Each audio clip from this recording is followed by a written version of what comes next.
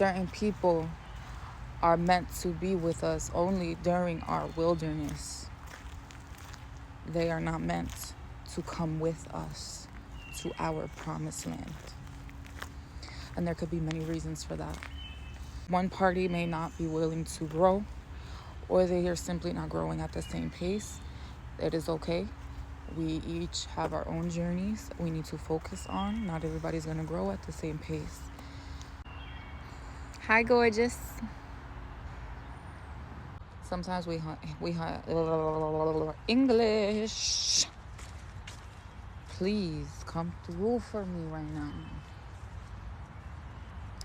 Sometimes we hold on to things too tightly, right? Especially people. And that's the quickest way to lose it. And we may think it's not selfish, but when you break it down, it is. And please don't take this personally. I say this with love. I've been on both sides. Just saying, real quick. Just want to let y'all know I've been on both sides of the fence. So I get it. It's not fair to yourself. It's not fair to the other person when you hold on to something too tightly. Now, if it's not a person, because this could apply to many things, like person, place, or thing, right? If it's a freaking noun, dude, it still applies. You're holding on to something that's no longer meant for you, no longer serves your highest good. You doing that, it stunts your own growth, and it stunts the other person's growth, or at least delays it, right?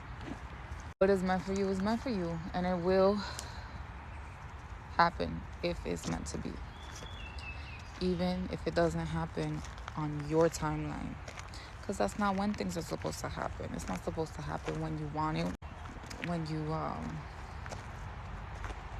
say it's gonna happen necessarily, not necessarily. Now, if you are a master manifester, it's a little different, but you have to be vibrating on a certain frequency to achieve that. I just gotta stay vigilant, y'all. That's why I'm looking around a lot. You're so cute. Stop.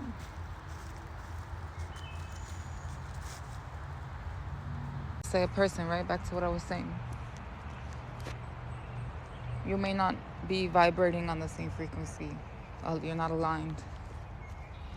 So if you're not aligned, it can cause more harm than good. That's one reason. And if you're holding on too tightly, you're definitely not aligned. You yourself are not aligned if you're the one holding on. We need to be so confident and in love with ourselves and our spirit that, and aware of ourselves and our strength and our ability to bounce back, right?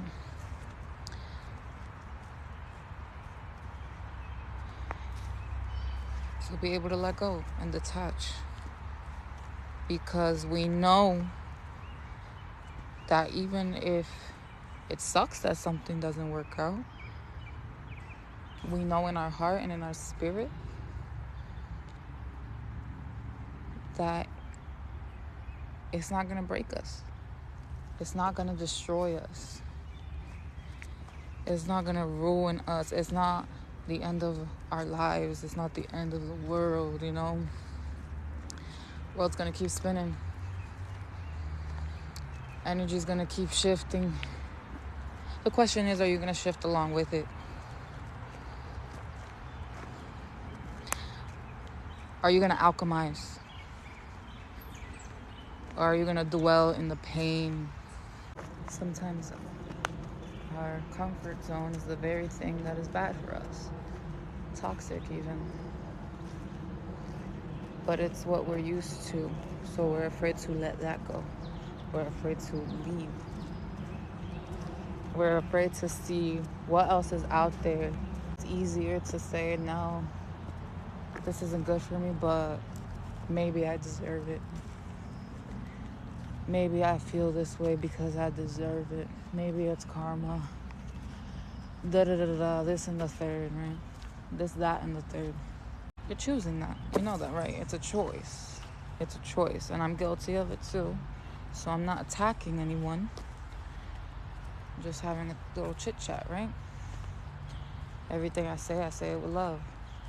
Even if you feel I'm calling you out, it's with love. And it's sometimes it's stuff I need to hear too. So I need to get it out of my system by saying it aloud, because keeping it inside, the thoughts are just everywhere, and I'm like, it makes me feel trapped. Spirit is saying right now that it is time. And Spirit's been saying that for a while now. It is not just because we just had this full moon in Scorpio, and Scorpio does represent endings and new beginnings. It represents transformation, and it is time to push your way out of that cocoon, because you have been transforming. Something's coming. Good things. Good things are coming. But sometimes what seems like bad things need to occur for those good things to come in. Why? Because you need to release something in order to receive something. You can't receive something new if you don't have any space for it.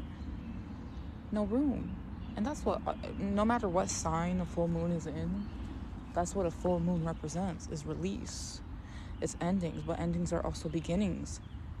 So regardless if it's in Scorpio or not, essentially, it's the same freaking thing every month. New moons, on the other hand, are all about manifestation. Putting out into the world what it is that you want. What it is you feel that you deserve. The good things you deserve. Not no self-sabotaging, self-punishing behaviors. Because those are trauma responses. And that's what you need to release in order to receive, right? Those are just some things. This is cute. They just added this. I ain't seen this bench before. And I saw one in the front too, where it came in through. And now when I say that holding on to something so tightly is selfish, what I mean is, let's say it's a person. You're not giving that person room to grow, to explore their own journey, to explore themselves, to understand what their own spirit needs are, their own spiritual needs are, right? And it's even more selfish if you've already figured out a lot of these things for yourself, but the fact that you're still holding on so tightly just goes to show that you have a lot more to figure out.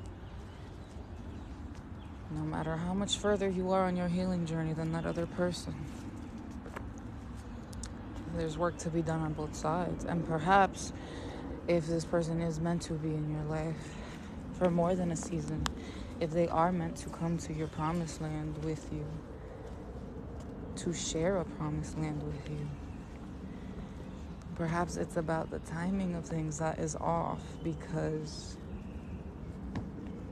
you're not exactly where you thought you were. Or were you now?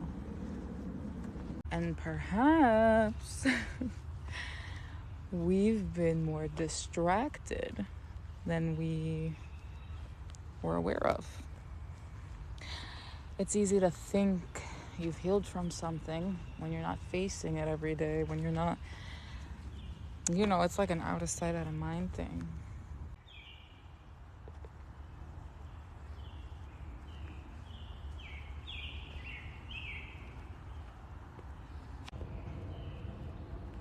No me digas. Is that a white spider? She's so cute. White spiders are good luck. I'm not probably able to catch it on here.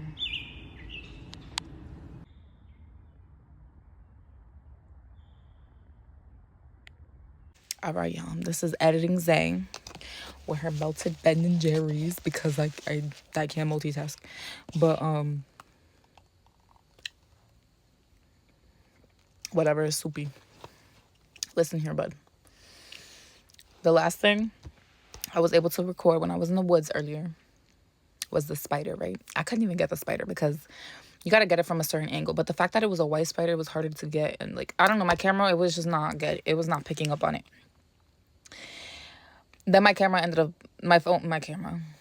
ended up dying. Which, don't worry, I wasn't too far from the exit of I knew where I was. Like, I wasn't in danger. But I remember saying in the video before it died, I was like, oh, white spiders are good luck. So now as I'm watching it back, I'm like, hold up, like, let me look this up real quick, right? And this is the AI overview, but it's the first thing that pops up when you Google. So I Googled white spider spiritual meaning, but it's literally just reiterating everything I already said. The message I channeled. I don't know if I explained it well, but I tried breaking down what I was channeling.